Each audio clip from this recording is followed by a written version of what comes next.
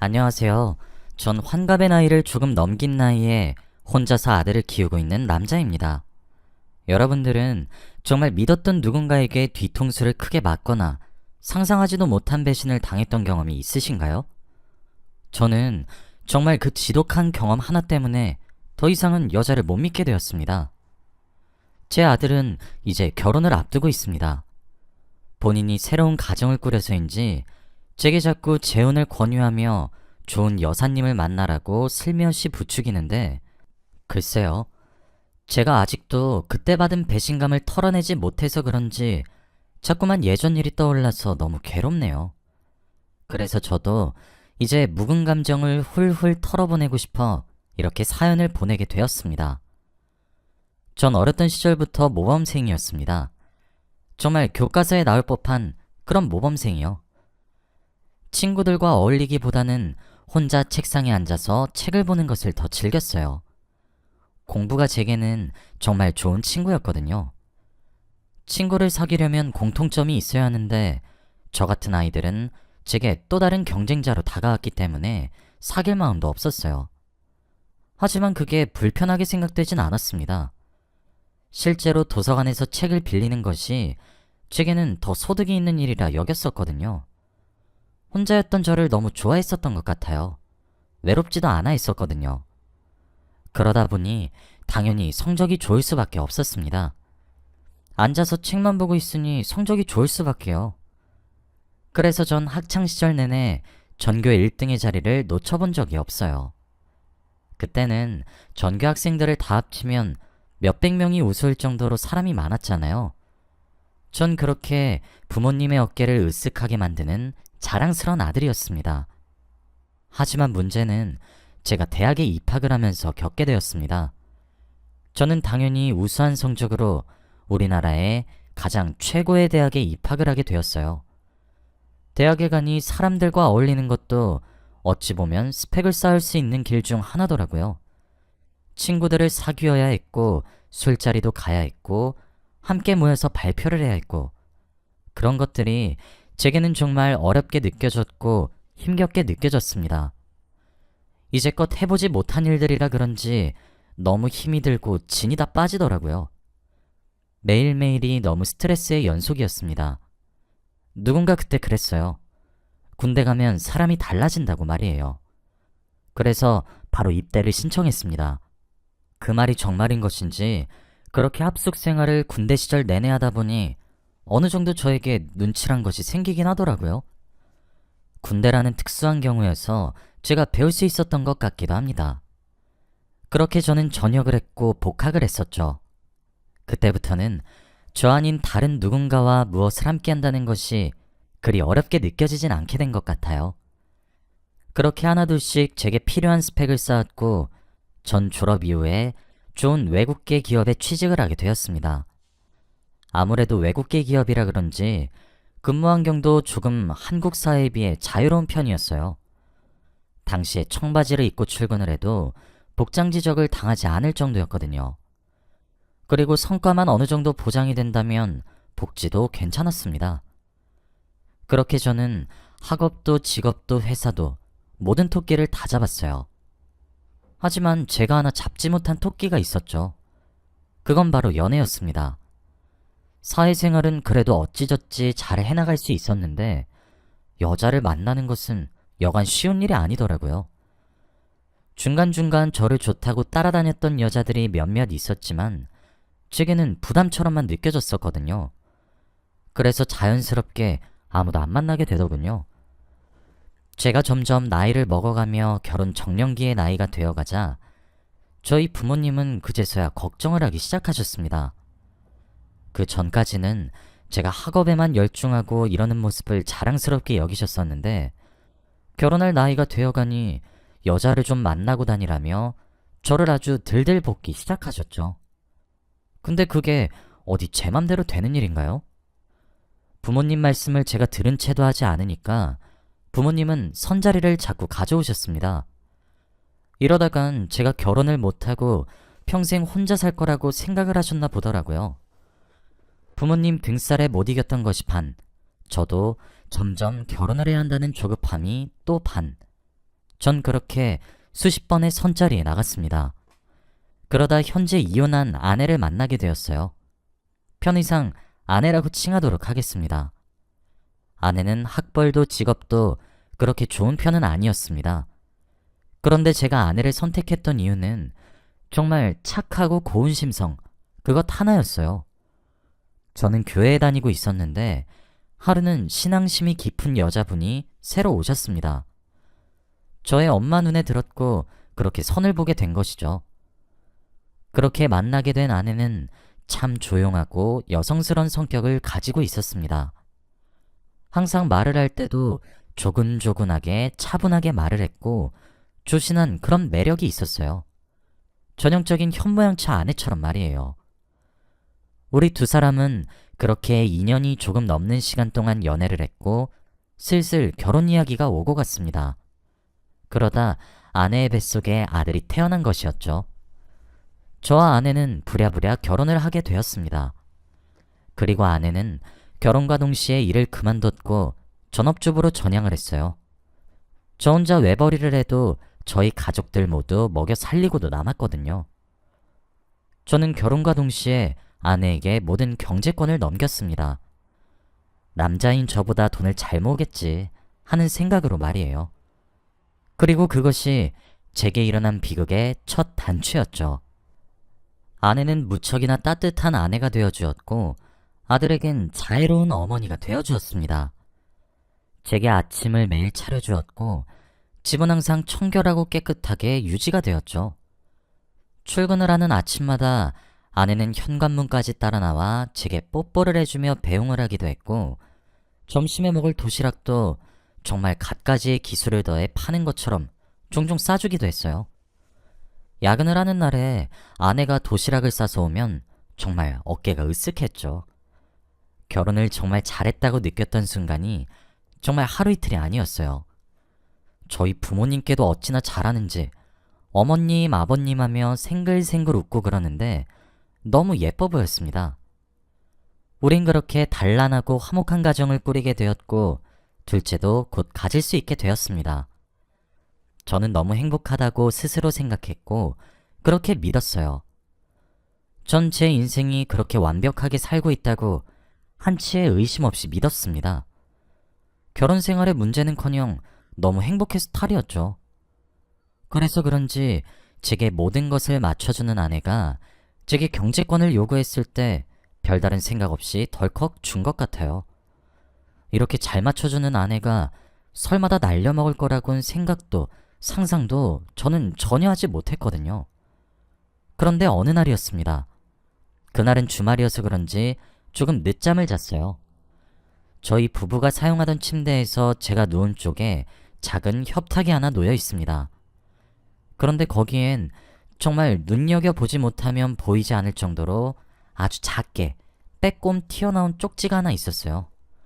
포스트잇에 적은 글이었어요.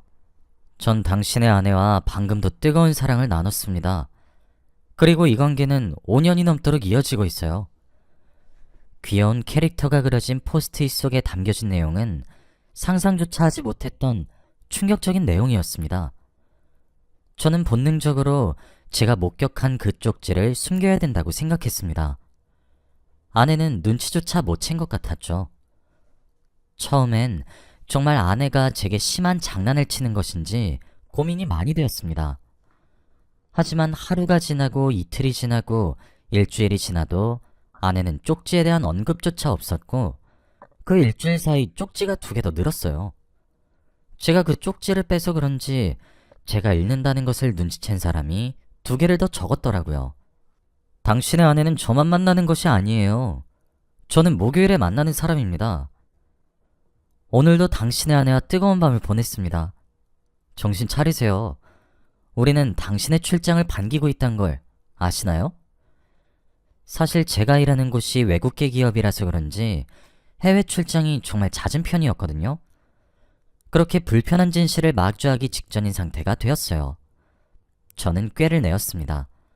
아내에게 출장을 가겠다고 거짓말을 했어요. 며칠 뒤 3박 4일의 일정을 보내게 될 것 같다고 말이에요. 아내는 다른 때와 똑같은 얼굴로 제 캐리어를 꺼내 출장짐을 싸주었고 절 배웅했습니다. 저는 회사에 연차를 쓰고 집 근처 카페에서 커피를 마시며 진정하려고 애를 썼습니다. 그리고 늦은 밤이 되었을 때 저는 집으로 들어갔어요. 당연히 출장을 가지 않았으니까요. 그때까지도 저는 아내가 그럴 리 없다고 생각을 했던 것 같아요. 그냥 평소와 달리 조금 심한 장난이라고 넘기면서 말이에요. 그런데 현관문을 여니 눈앞에 펼쳐진 풍경에 진짜 기가 막히더라고요. 다른 사람이라고 생각이 들 정도의 진한 화장을 한 여자가 있었거든요. 새빨간 립스틱에 길게 뺀 아이라인까지, 게다가 옷차림은 더욱 가관이었습니다. 가슴이 훤히 보이는 노출을 한 상의에다가 아슬아슬한 길이의 미니 스커트에 스타킹은 또 망사 스타킹을 신고 있었습니다. 그 여자는 바로 제 아내였습니다. 아내의 옷차림에 놀라 자빠지기도 전에 제가 더욱 놀란 이유는 아내가 그런 차림을 하고 20대 초반으로 보이는 청년인 남자에게 폭 안겨 있더라고요. 제가 들이닥쳤던 순간은 거사를 치르기 직전인 순간이었다고 말이에요. 아내는 갑자기 들어온 저를 보고 너무 놀랐던 건지 돌처럼 굳었고, 뭐 그 청년도 마찬가지였어요. 저는 가만두지 않겠다는 생각이 들었고 그와 동시에 제 아들과 딸이 생각났습니다. 아이들이 설마 이 꼬라지를 이제껏 보면서 자란 건가 하는 마음에 말이에요. 다행히도 아내도 양심은 있었던 건지 아이들은 친정에 맡겼더군요. 전 항상 신기했어요. 저희 회사가 출장이 정말 잦거든요. 짧게 다녀와야 2박 3일 또는 3박 4일 수준이고 사실 한 달이 넘도록 머물러야 하는 경우도 왕왕 있었습니다. 그런데 제 직장 동료들은 아내들이 출장이 너무 잦다고 투덜거리고 그런다고 하더라고요. 하지만 제 아내는 출장이 있다고 하면 제게 고생이 많다고 오히려 걱정을 해주면서 항상 건강을 먼저 챙기라고 했었어요. 저는 그게 제가 없는 사이 집에 남자를 끌어들여서 놀아날 생각에 제 출장을 반겼을 거라곤 감히 상상조차 못하고 제 아내가 정말 따뜻한 사람이라고만 생각을 했던 거였죠. 제가 아이들의 방문을 열어서 아이들의 존재를 확인한 사이 그 청년은 그 틈에 아내를 버리고 도망을 쳤더군요. 화가 폭발한다는 느낌이 바로 그런 것이구나 했습니다. 아내는 바로 무릎을 꿇었습니다. 제게 손을 싹싹 빌면서 미안하다고, 홧김의 실수였다고 횡설수설 변명하기 시작했어요. 현모양처라고 철석같이 믿었는데 애들까지 내팽개치고 진짜 미친 건가 싶었어요. 근데 그런 모습을 봐도 그동안 아내가 해온 모습들이 있어서 그런지 제가 직접 목격을 하면서도 안 믿기더라고요. 그런데 비극이 거기까지였다면 얼마나 좋았을지. 당연히 제 비극은 그때부터 시작이었습니다. 싹싹 비는 아내에게 휴대폰을 가져오라고 했어요. 당연히 아내는 주지 않겠다고 버텼어요. 저는 지금 주지 않으면 여기 처가댁이고 본가고 다 불러서 한판 버리겠다고 으르렁거렸고 버티는 아내를 거의 던지다시피 내치고 휴대폰을 빼앗았습니다. 아내는 정말 기를 쓰고 버텼고 제게 내쳐지면서도 휴대폰을 사수하려고 하더라고요. 그 몸짓에 무조건 무언가 있다고 생각을 하게 되었습니다. 당연히 제가 남자라 아내에게 힘으로 밀리지 않으니 아내를 저지하면서 휴대폰을 켰어요. 그때 아내는 거의 동물 소리를 내면서 사색에 질려 절규하며 저를 뜯어 말리려고 애썼고 절 핥히기 시작하더군요. 아내의 휴대폰은 판도라의 상자와도 같았습니다. 아내에게는 저를 제외한 5명의 남자가 있었어요. 제가 주말에는 보통 가족들과 함께 시간을 보내려고 하는 편이었어요. 평일엔 제가 일을 하는 것이 너무 바빠 아이들과 시간도 잘 못 보내고 그래서요. 그래서 그런지 평일을 요일별로 다른 남자를 만나면서 보냈더군요. 월요일부터 금요일로 저장된 5 남자로부터의 연락을 보니 진짜 기도 안 차더군요. 아내는 제게 모든 것을 들키고 나니 망연자실해하더군요. 사실 아내가 다른 남자와 바람만 폈으면 다행이다 싶었습니다. 이제껏 아내는 제가 피똥 싸며 개고생을 해서 벌어온 돈을 그렇게 평일에 남자친구들에게 퍼다주고 있었어요. 그것도 아내의 휴대폰을 보던 중 2천만 원 고마워 자기야. 사랑해. 라는 연락을 보게 되었고 설마 하는 생각으로 내역 조회를 해보니까 어이가 없었죠. 저는 그 모든 사실을 결혼한 지 15년 정도가 되었을 때야 모든 진실을 알게 되었습니다. 제 연봉이 그 시절 당시에 1억이 넘었었어요. 직장에서 근속도 꽤 했었으니까요. 저는 제가 그렇게 벌어온 돈을 아내가 현명하게 관리하고 있는 줄 알았습니다. 그런데 모은 돈이 없더군요. 아니, 빚이 없단 사실이 감격스러울 정도로 말이에요. 어이가 없다는 말로는 그 당시의 감정을 다 표현할 수가 없었습니다. 그동안 검소하게 생활한다고 믿어 의심치 않았는데 저희는 하루살이 인생을 살고 있었더군요. 전 이게 무엇이냐고 따져 물었습니다. 아내는 그저 잘못했다고 엉엉 울면서 비는데 저게 진짜 인간인가 싶더군요. 사람 탈을 쓴 악마가 다름없었고 제 바지가랑이를 붙잡고 울면서 매달리는 아내를 보니까 온몸에 소름이 끼쳤습니다. 전 아내의 뺨을 후려쳐 내리면서 당장 집에서 꺼지라고 발광을 하기 시작했고 그 차림새 그대로 신발도 주지 않고 내쫓았어요. 저는 정신을 차리자마자 아이들의 존재가 걱정이 되었습니다. 현관의 비밀번호를 바꾸고 처갓댁에 아이들을 데리러 갔더니 아이들은 영문도 모르고 있더군요. 그나마 불행 중 다행이라고 생각했죠. 저는 곧바로 변호사를 찾아가 상담을 했습니다.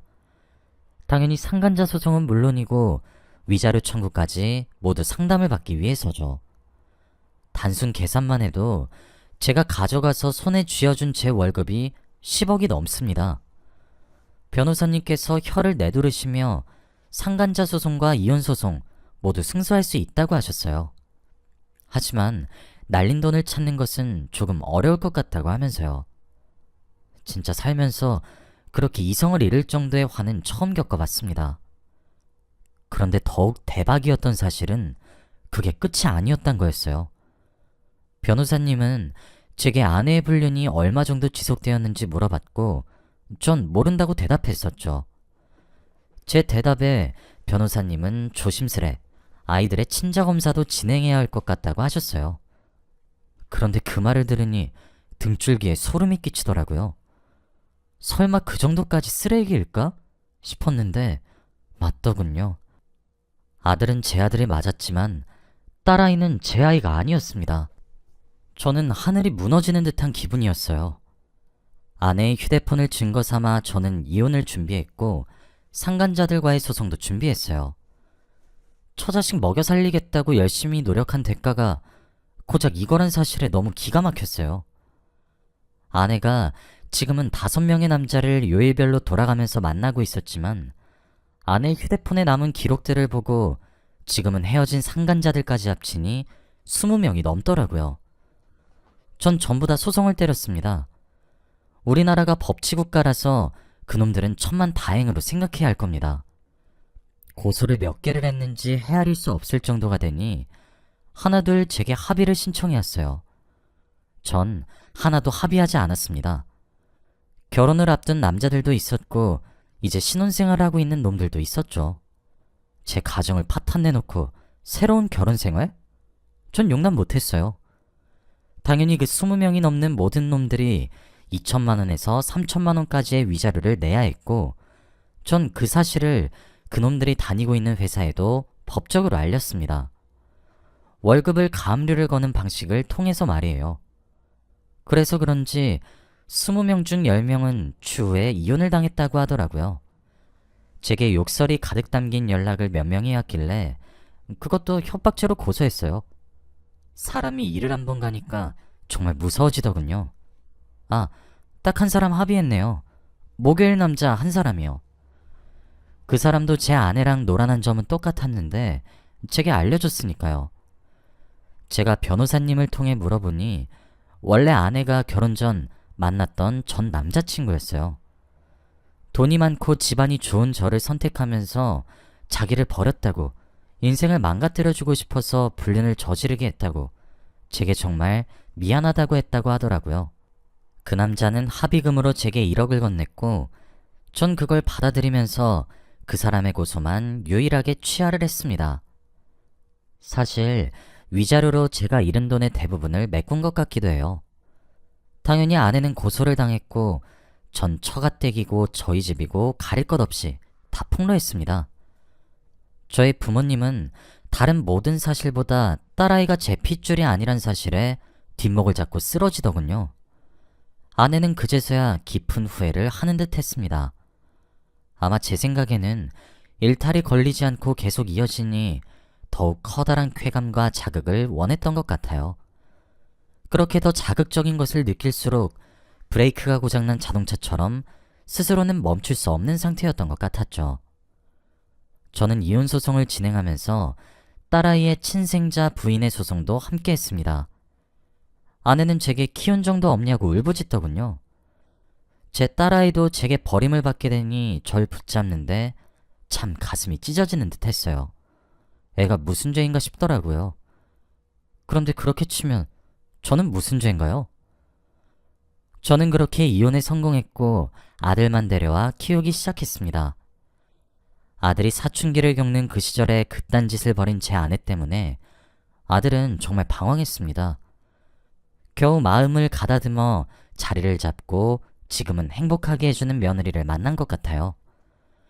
정말 믿었던 가족에게 그런 일을 겪어서 그런지 현재 아들의 결혼을 앞두고 아들이 재혼을 권하는 상황이 달갑진 않아요. 아내와 이혼 후 아들은 그런 여자를 엄마로 두고 싶지 않다고 말을 하고 다녔습니다. 실제로 곧 있을 결혼식에도 아내는 부르지 않았어요. 아들도 그 이혼 이후에는 그냥 엄마가 돌아가셨다고 얘기를 하고 다니더라고요. 그 심정이 참 뼈저리게 이해가 되었죠. 아내는 뻔뻔한 건지 낯짝이 두꺼운 건지 아들의 결혼 소식은 어떻게 들은 것인지 저와 아들에게 연락이 옵니다. 아들은 질색팔색하면서 화를 내긴 하지만 말이에요. 저도 이제 하나뿐인 아들마저 결혼시키고 나면 저 혼자 어떻게 살아가려나 걱정이 되긴 합니다. 저도 좋은 사람과 함께 평화로운 노년을 보내고 싶은데 할 수 있을지 잘 모르겠네요. 여기까지가 제 이야기였습니다. 제가 이 상처를 이겨내고 새로운 사랑을 할 수 있게 많은 응원 부탁드립니다.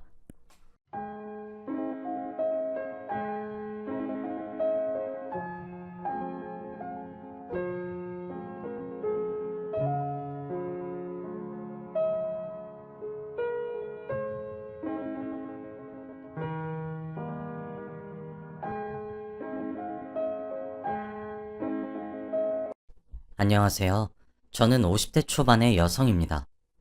벌써 몇 년 전의 일이지만 어제 일처럼 생생하네요. 제가 사기 결혼을 당했는데 그 일이 있고 나서 저는 사람은 절대 쉽게 믿으면 안 된다는 것을 깨달았어요.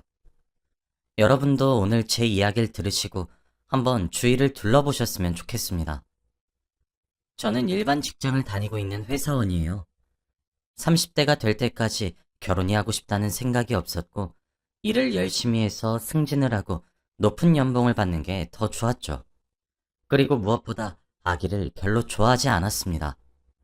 결혼을 한다고 무조건 아기를 낳아야 하는 건 아니고 제게는 누군가를 책임져야 한다는 부담감도 너무 컸고요. 그래서 평생 동안 결혼을 하지 않고 내가 돈 벌어서 내가 쓴다는 생각으로 살았는데 저희 부모님은 그러지 않으셨나 봐요. 부모님은 이제 연세도 많이 드셔서 그런지 주위 사람들은 벌써 손주 본다며 얼른 결혼을 하라고 매일같이 잔소리를 하셨습니다. 제가 외동딸이라 부모님께서는 저에게만 잔소리를 할 수밖에 없었죠. 그럴 때마다 부모님에게 결혼 생각이 없다고 말을 했어요. 게다가 부모님도 제가 싫은 건 억지로 시키지 않으시니까 딸이 하기 싫다는 건 이해하실 줄 알았어요. 그런데 갑작스럽게 저희 아빠가 몸이 편찮으시게 되었습니다. 거동도 불편하시고 휠체어를 타고 다니셔야 했는데 의사 선생님께서는 살 날이 얼마 남지 않으셨다고 하시더라고요. 그 말을 들으니까 아빠가 이 세상에 없다는 것이 실감이 나지 않더라고요. 어제만 해도 같이 재밌게 대화했던 아빠가 이제 없어질 수도 있다고 생각하니 눈물이 흘렀습니다. 그런데 저희 아빠는 죽기 전 마지막 소원으로 제가 결혼하는 걸 보고 싶다고 하시더라고요. 같이 손잡고 결혼식장을 걷는 건 바라지도 않으니 사위 얼굴이라도 보고 죽고 싶다고 했습니다. 아빠가 그렇게 간절히 원하니까 이번에는 함부로 거절할 수 없더라고요. 사위 얼굴도 보지 못하고 세상을 뜨면 아빠가 너무 많이 슬퍼할 것 같아 저는 결혼을 하기로 마음을 먹었습니다. 시간은 3개월밖에 없었고 저는 그 당시 남자친구가 있었어요. 저랑 동갑이었는데 또래에 비해 말도 성숙하게 자랐고 어른스러워서 제가 많이 의지했거든요. 늘 저한테 결혼하자고 매달리긴 했지만 제가 늘 거절하고 있었죠. 지금 남자친구라면 결혼을 해서 좋은 부부가 될 것 같았기에 저는 남자친구와 결혼을 하기로 결심했습니다. 남자친구는 너무 좋아했고 아빠에게 사위를 소개시켜 주었죠. 아빠는 남자친구에게 저를 잘 부탁한다고 말을 했고 맘 편히 눈을 감으셨습니다. 결혼 생각이 전혀 없던 제가 아빠의 마지막 부탁으로 마음을 돌렸고 급하게 3개월 만에 결혼을 하기로 정한 거예요. 그렇다고 해서 제가 이 사람을 사랑하지 않는 것도 아니었습니다.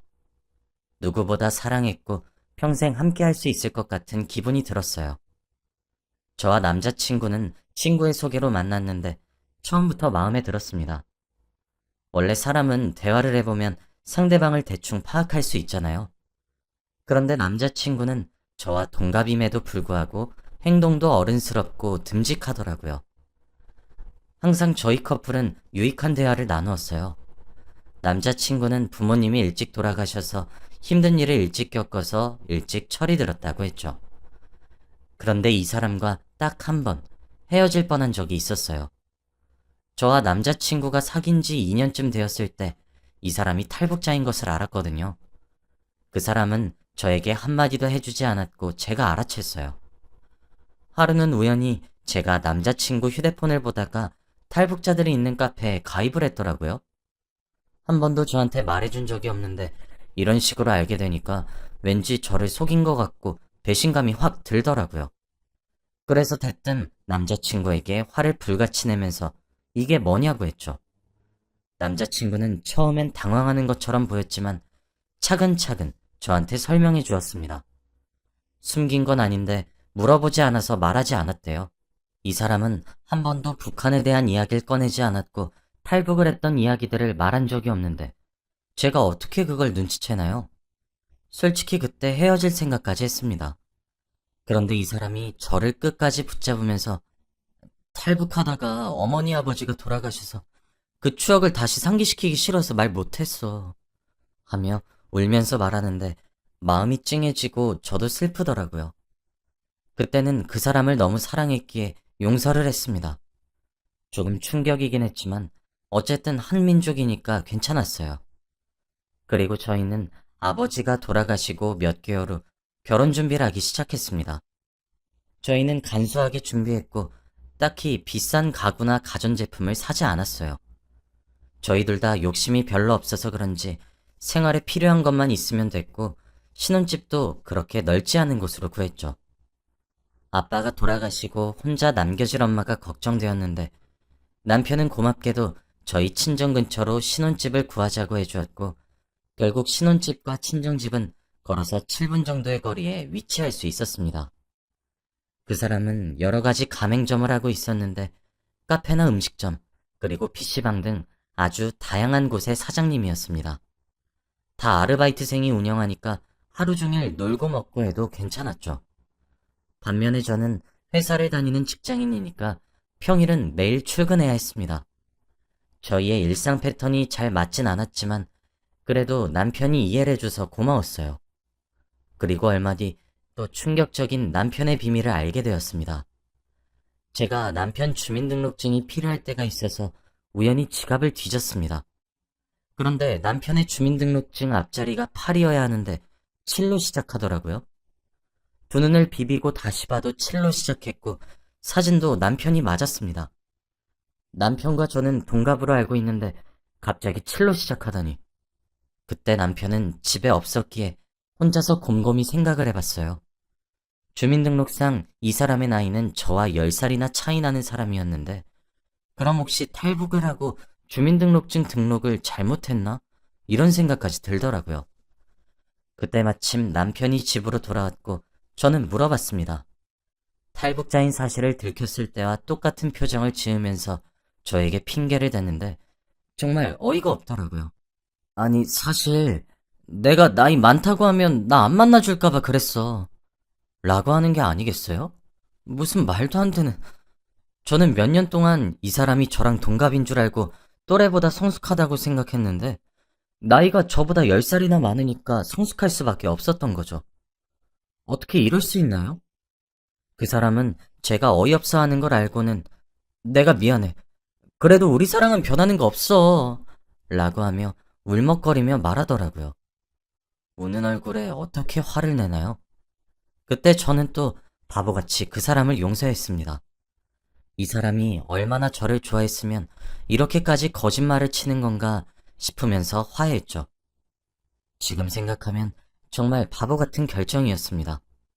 그 사람은 자신의 비밀이 하나씩 계속 드러나니까 저한테 예전보다 더 잘해주었고 저도 그게 싫지 않았어요. 저는 자기 전 불을 끄고 누워있는데 문득 그런 생각이 들더라고요. 혹시 이 사람이 나한테 숨기는 게 있으면 어떡하지? 라는 생각이 들며 최대한 그런 사실은 빨리 하는 게 좋다고 생각했죠. 여보, 혹시 탈북이랑 나이 말고 또 나한테 말 안 한 거 없어? 제가 그렇게 물으니 당연히 없다고 할 줄 알았는데 남편은 또 숨기는 게 있는지 말을 주저하더라고요. 괜찮으니까 어서 말해. 나 이해할 수 있어. 진짜지? 이해할 수 있지? 응. 사실 말이야. 나 결혼 전에 친구가 돈 좀 빌려달라고 하길래 대출 받아서 돈 좀 빌려줬어. 그래서 지금 그 대출금 갚는 중이고. 아, 다른 것도 아니고 돈 문제까지 저한테 숨길 줄은 몰랐는데 정말 충격이었습니다. 남편 말로는 은행 대출까지 해서 돈을 빌려줬는데 그 친구는 돈을 가지고 도망쳤다고 했고 아직까지 연락이 없다고 합니다. 빌려준 액수가 좀 커서 혼자 갚고 있다고 했고 말하면 혹시 제가 걱정할까봐 선뜻 말을 하지 못했대요. 제가 아무 말도 하지 않으니까 남편은 심각성을 깨달았는지 여보, 걱정하지 마. 3개월이면 다 갚아. 라고 하더라고요. 그래도 그 말을 들으니까 조금 안심이 되기도 했고 이 사람이 워낙 착해서 이곳저곳에 정을 많이 줘서 이런 일이 생긴 거라고 자기 위안을 했어요. 지금 생각해도 정말 바보 같았네요. 아무튼 남편의 비밀은 여기서 끝난 줄 알았습니다. 더 이상 알게 되면 제가 알던 남편이 아닐 것 같았거든요. 그리고 다시 저희는 일상으로 돌아왔습니다. 달라진 건 없었어요. 단지 남편이 저에게 돈을 갚는다고 한 날부터 일을 열심히 해야겠다고 생각한 건지 매일 아침 출근하고 저녁에 퇴근합니다. 아르바이트생을 쓰면 돈을 못 모으니 자기가 하겠다나 어쩐다나 하면서요. 다시 그렇게 일상으로 돌아왔는데 또 하나 이상한 일이 생겼습니다. 왜 항상 뭐든지 괜찮아지려고 할 때쯤 무슨 일이 생기는 건지. 근데 이번에는 남편의 비밀이 좀 심각했습니다.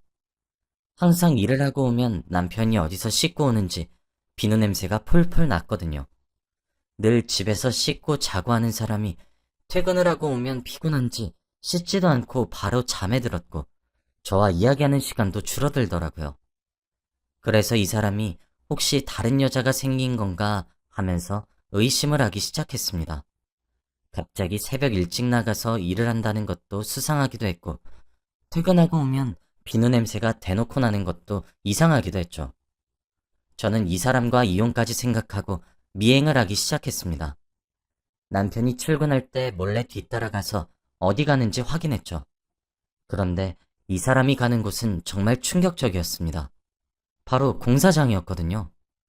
저는 이 사람이 이제 건물까지 세웠나 싶어서 노동자들한테 간식도 사주고 총괄도 하는 그런 일을 하러 간 줄 알았어요.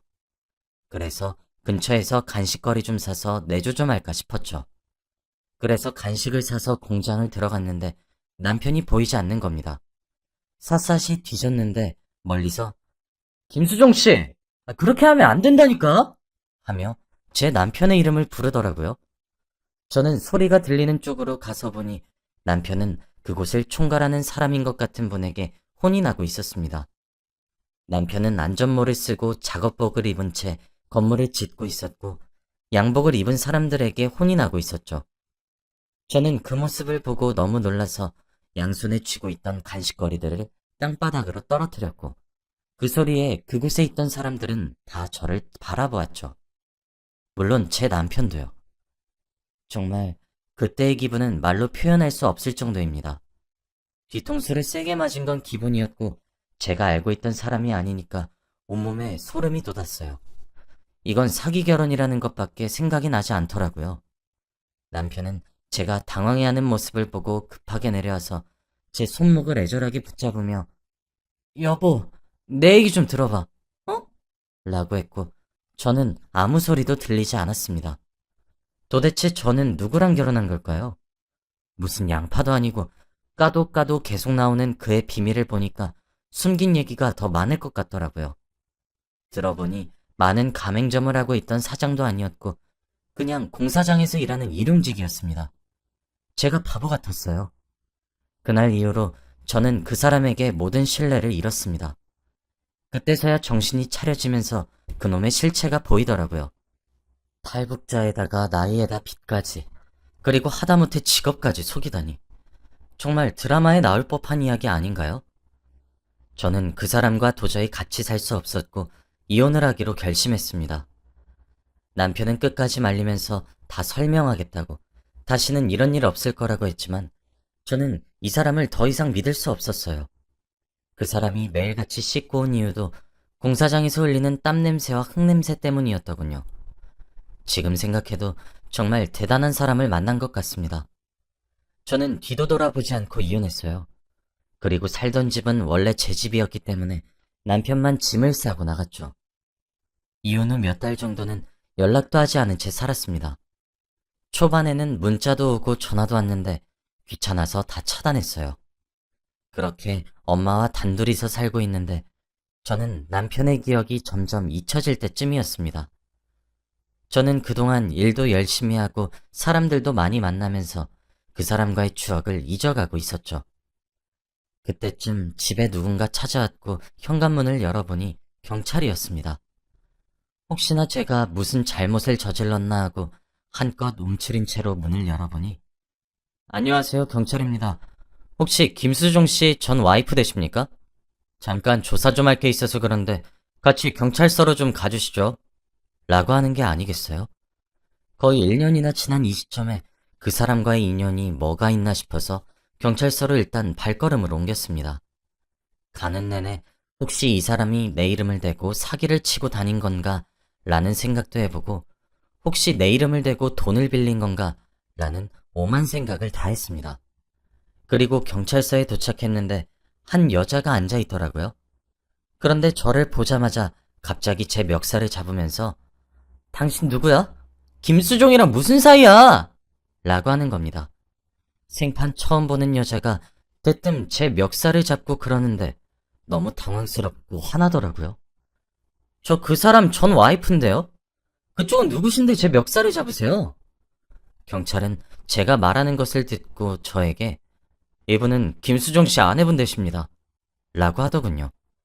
경찰이 하는 말은 정말 충격적이었습니다.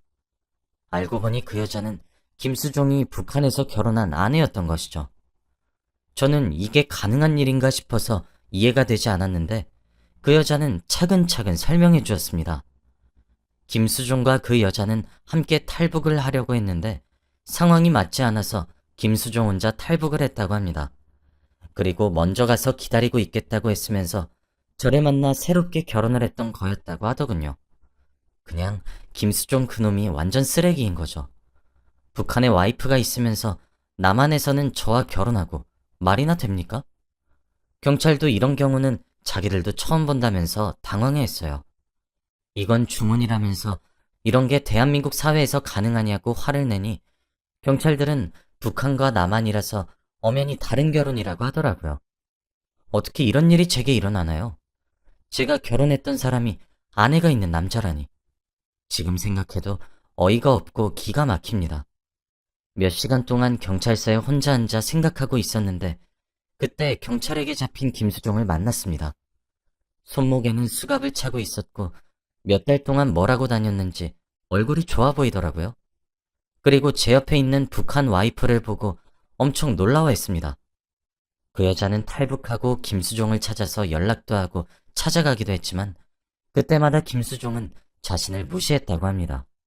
그리고 새로운 와이프가 생긴 걸 보고 화를 참을 수 없었다고 해요. 그 여자는 제가 애초부터 와이프 있는 사람과 결혼한 불륜녀로 오해해서 멱살을 잡았다고 합니다. 결국엔 제 사정을 들으시고 허리 굽혀 사과하셨어요. 그런데 문제는 김수종이었습니다. 너무 광범위한 사기라 경찰도 어떻게 해야 할지 막막해했고 저와 그 북한 여자는 김수종이 최대한 감옥에 오래 있게 해달라고 했어요. 경찰도 사기 범위가 너무 커서 그럴 것 같다고 했죠. 그리고 조사라는 과정에서 하나 더 알게 된 사실이 있어요. 그 사람이 친구한테 돈을 빌려줘서 3개월 안에 갚는다고 했던 거 있잖아요. 그건 자기가 일한 돈으로 돈을 갚아왔던 게 아니었고 제가 일한 돈으로 갚아왔던 거였어요. 왜 그 생각을 못했을까요? 막노동하는 사람이 그 큰 빚을 3개월 안에 갚을 수 있다고 했을 때 의심을 해야 했었는데 결국 제 전 남편은 감옥으로 갔고 그 여자와는 다시 만나지 않게 되었다고 합니다. 사람 하나 잘못 만나서 저는 이제 연애도 못하겠고 사람들도 잘 못 만나겠어요. 다정한 얼굴 하고서 어떻게 그렇게 뻔뻔하게 거짓말을 한 건지 지금 생각해도 참 대단한 일이었습니다. 여러분들도 저 같은 일이 일어나지 않으셨으면 좋겠어요. 사람 만날 때 다들 조심하세요. 제 이야기는 여기까지입니다. 들어주셔서 감사합니다.